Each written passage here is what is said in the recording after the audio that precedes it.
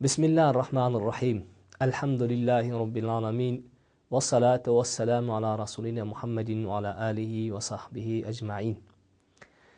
Ырайымдуу жана боорукер улуу жараткандын аты менен сөз баштап, ал жараткандын өзүнө чексиз шүгүрчүлүктөрдү мактоолорду айтып, ал жараткандын адам пендеге жиберилген акыркы элчиси, окутуу жетекчиси пайгамбарыбыз Мухаммад саллаллаху алейхи ва салламга Аллах Тааладан болгон салават саламдарды жолдоп, урматтуу бир тууган, эгерде биз дин маселесин түшүнгөн болсок, анда ал дин ким тараптан жаратылган деп адамдар көп сурашат. Динди биз жогору жакта биз таанышканда мыйзам деп тааныганбыз. Ал мыйзамды ким жараткан дегенде, жаратуучунун өз жараткандарына сунган эң туура мыйзамы.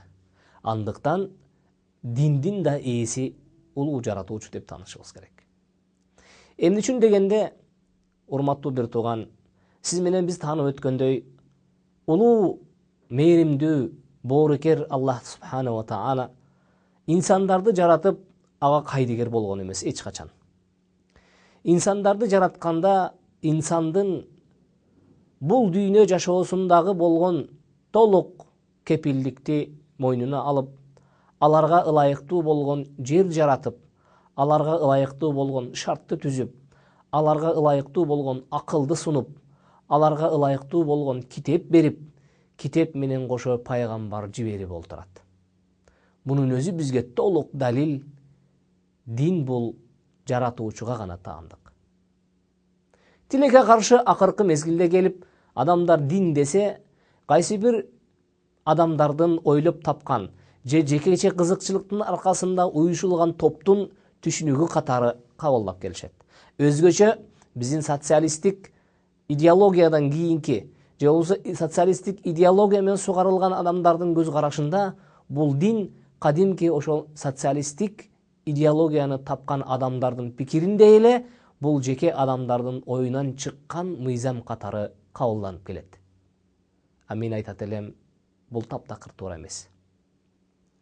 Урматтуу менин бир тууганым, урматтуу акылдуу пенде заты, эгерде дин кайсы бир коомдун, кайсы бир улуттун жекече кызыкчылыгын көрсөткөн болсо, көздөгөн болсо, анда ал дин эмес.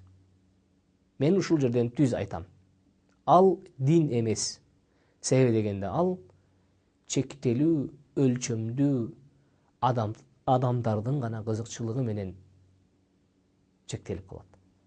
Ал эми чыныгы дин бул жалпы адамзаттын, адам пенденин, пенде заттын кызыкчылыгын, анын укугун, анын милдетин тең алып келген мыйзам.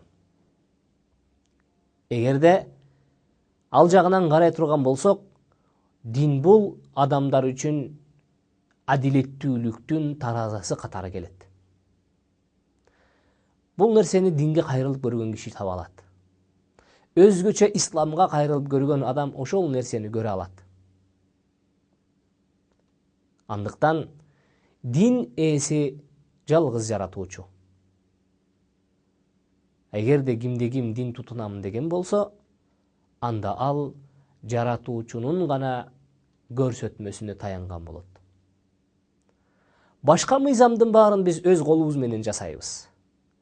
Жада калса мамлекеттик мыйзамдардын же болбосо мамлекеттик мыйзамдардын жыйнагы катары саналган конституцияны дагы өзүбүз жасап, кооздоп, бирок аны биз ай сайын жаңыртып туруп, ай сайын жаңылап турганга биз муктажбыз. Ал эми жараткандан келген мыйзам карап көрсөңүз, келгенине 14 кылым болсо дагы, ал өзүнүн бир мыйзамын өзгөртпөстөн бекем боюнча, ошол эле учурда жаңы боюнча, ошол эле учурда ал күчтүү боюнча сакталып турат. Муну менен эле чектелбестен бул мыйзам эми кыяматка чейин ошондой жаңы боюнча, ошондой күчтүү боюнча, ошондой өзгөрүлгүс болуп сакталып тура берет. Эми ойлонуп көрүңүз, сиз үчүн колдо жасалган мыйзам жакшыбы же жараткандан сунулган мыйзам жакшыбы? Андыктан биз билебиз, албетте жараткандан сунулган дин, жараткандан сунулган мыйзам эң бир ишеничтүү жана татыктуу мыйзам. Инсан ошол мыйзам менен гана дүнүйө ахиретте бактылуу боло алат. Сиз менен биз кийинки көрүшкөнгө чейин саламатта калыңыз. Assalamu alaikum wa rahmatullahi wa barakatuh.